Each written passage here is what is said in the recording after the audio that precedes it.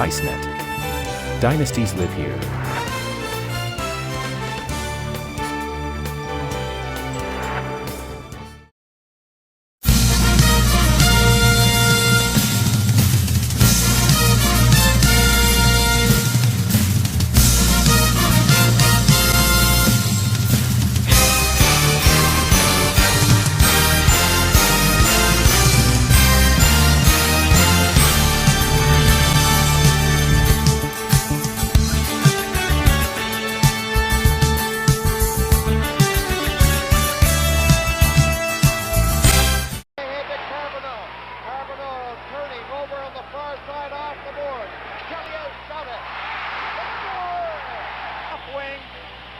In the crease, he's left unprotected.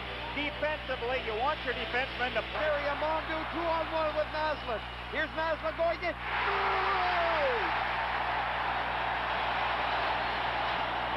Chelios lines up. Quebec, perfectly timed deflection, Gary. Well, one thing, Dick, there's two ways you can approach going at the line. end. Here's Spitball, big shot. It's goal! On the right side. Mondu with Naslund, boy, maybe not go. He scores! Giving it to Boston. Getting it back, halfway shoots. He scores! Hot pass. Chelios in for Smith. Smith over there on the other side. They score! Naslund! Whether or not that puck did hit Greg Gilbert, we'll have to wait for the official call. We'll may be able to see once again whether that puck does change direction. It doesn't really appear to have hit Gilbert's stick, and it would have hit his stick if it was deflected. Watch Gilbert put his... Greg Gilbert, and it's 2-0 for the Islanders.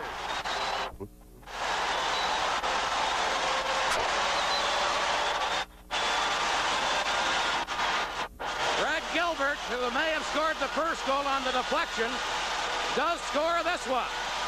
Watch as Gilbert goes in all alone. He makes a nice deke. Penny goes with him, but not in time. Gilbert goes to his... Who had only one shot on goal in the first two games of this series. Scores to give the Islanders a 3-0 lead. Mike Bossy picks up that puck, the loose puck, out of the corner, and look at this shot. He goes for the short side. Steve Penny didn't allow much room, but then again, he was up against one of the sharp...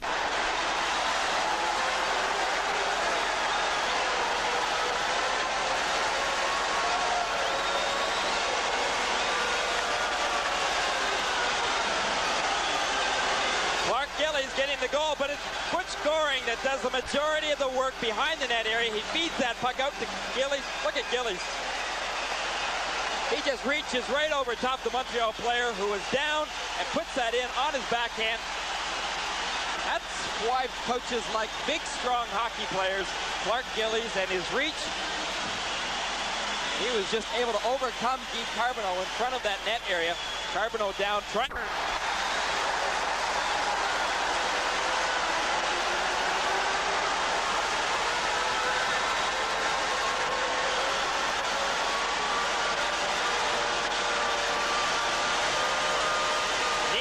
This is becoming a blowout. Greg Gilbert going in on his backhand, but this time he doesn't use his backhand. He just tips that puck up and over Steve Penny. Penny was on his way down, but it's again Greg Gilbert, his second goal of the game. Just a nice, quick, almost a shoveling shot. Penny made the first move here. He went down, and Gilbert beat him. That really gave Greg Gilbert all the room on the gloves. Johnson again.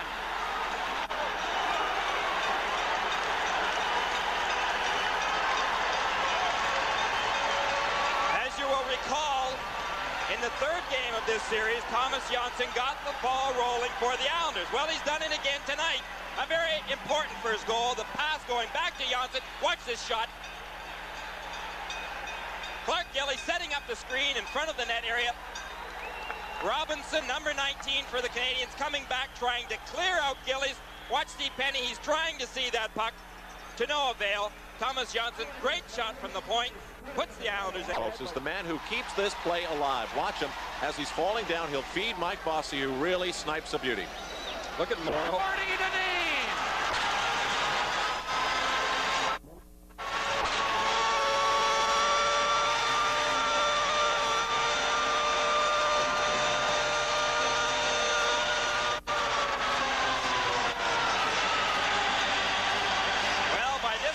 Time it had become a 4-on-3 situation, all because Gordon very smartly moved up into the offensive zone, took that pass and put it home right by Steve Penny. Good move by Janine. There you'll see it from the high angle camera. Watch Janine, moves right into the slot area, takes his time, looks, sees that room. Penny goes down, Janine goes up. A lot of talent out there. For the Islanders on the power play, Johnson getting a right in front of goal. It is tight score! It'll be Trottier with the rebound, and the penalty as Brent Sutter steps out. Was it? Scores! Magnificent! But all he does is get Smith fixed. Now Johnson trying to get out right in front of goal. He just got Trottier, gives it to Tonelli. Tonelli on the backhand around the net. Back to Clancy, he shoots, scores! Great moment, our Morrison 3-star selection.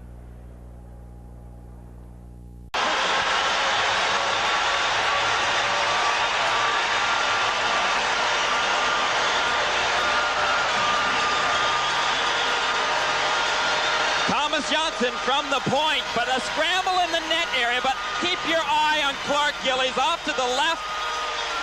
He ends up getting himself loose, just smart. Lots of patience on Clark Gillies' part by just staying put.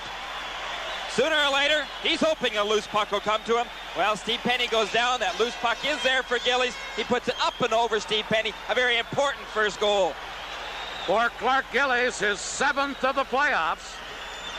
And he and Pat Flatley lead the Islanders in playoff goals.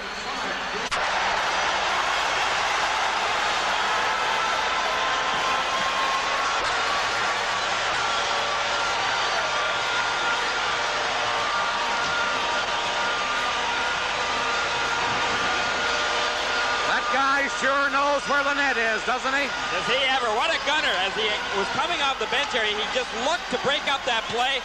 What a shot by Bossy. Picks that top corner right over Steve Penny's glove. Look at the way that he took up that puck right away from the Canadiens and then ended up putting that high in the corner area. Bossy taking the puck right in at the blue line area off of Bobby Smith.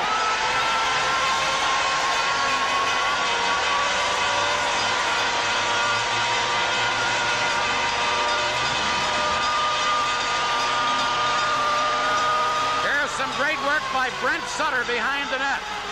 Watch Flatley in the slot, the centering pass, and Flatley puts it by Steve Penny, and it's 3-0 Islanders. Another look at the setup by Brent Sutter. Sutter, number 21, behind the net. And a fine pass to the rookie Flatley, and he fired it home. Flatley, the rookie, his 8th goal of the playoffs. He leads the Islanders in the playoffs in goal scoring.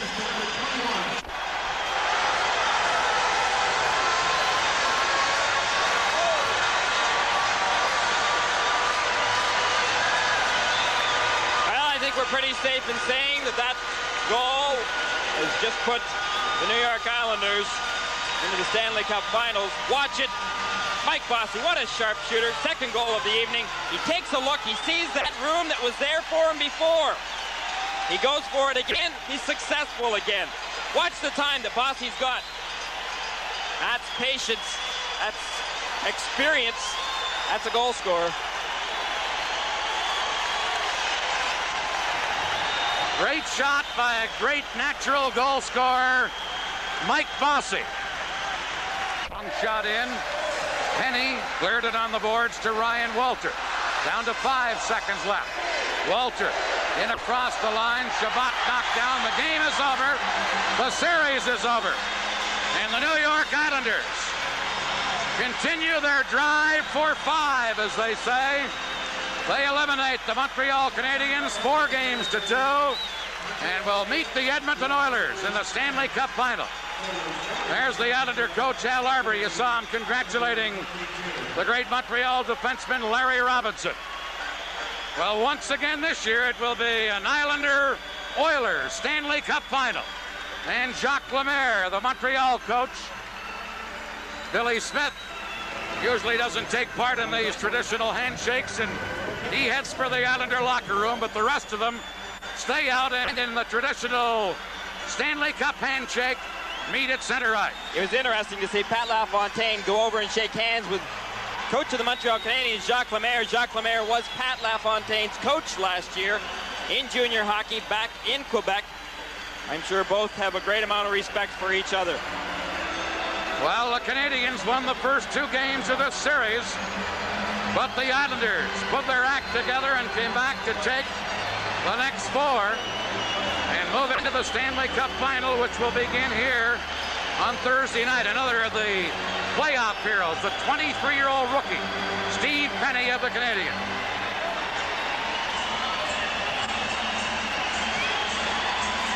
The handshakes have just about been completed on the ice. Final shots on goal, by the way, in this game favor the Montreal Canadiens by a margin of 23-22.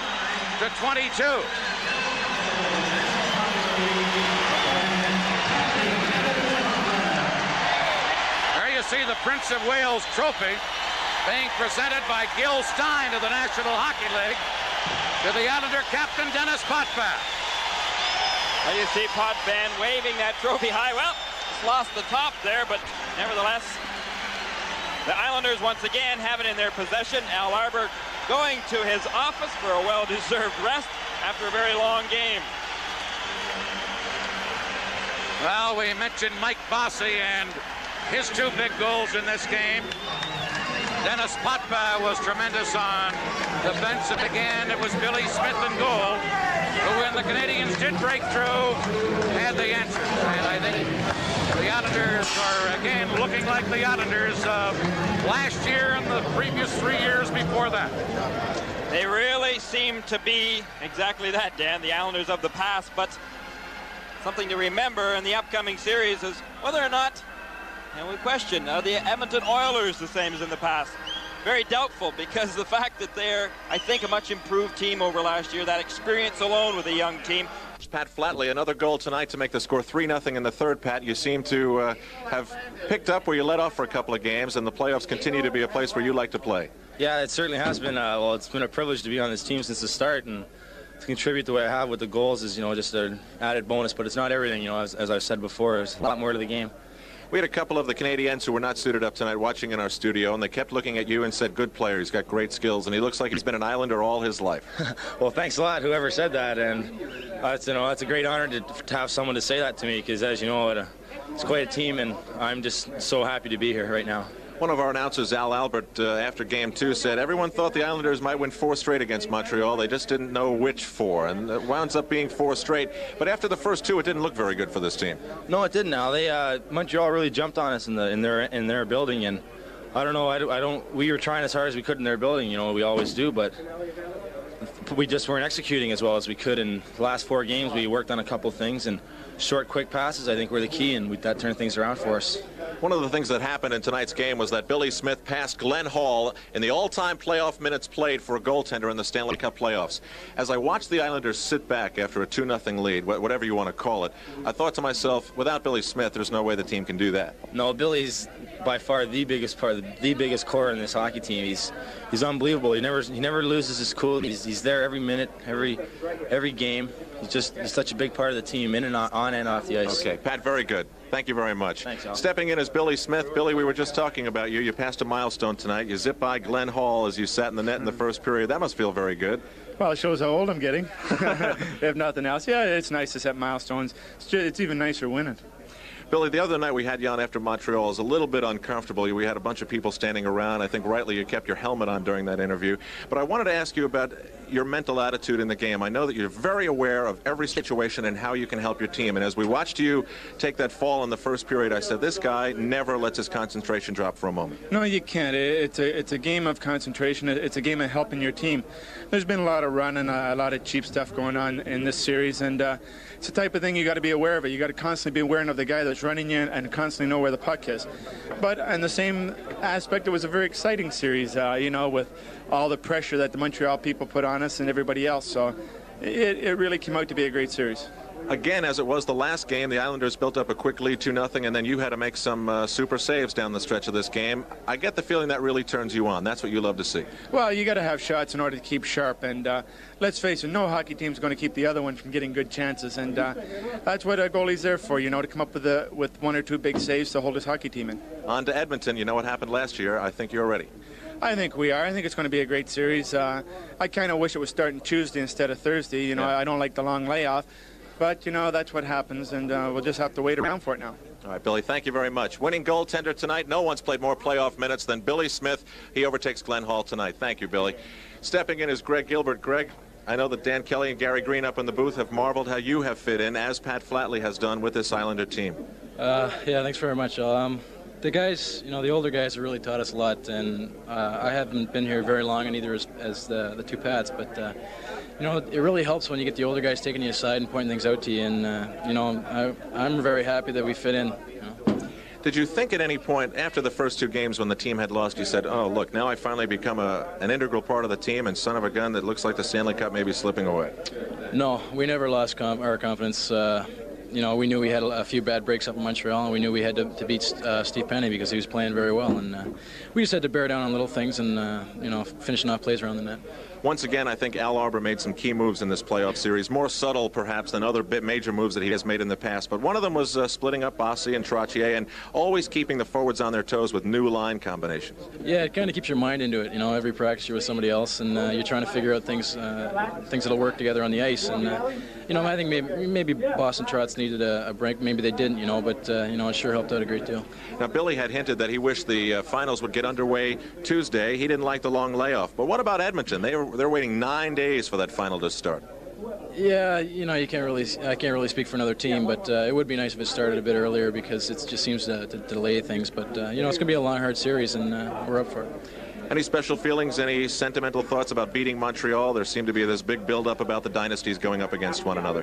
Yeah, that was kind of really built up, maybe a little out of proportion because, the guys that won it back then aren't playing now, but the guys that are playing for Montreal now have, so much heart and desire that, we were very fortunate to beat them, and they put up one heck of a fight.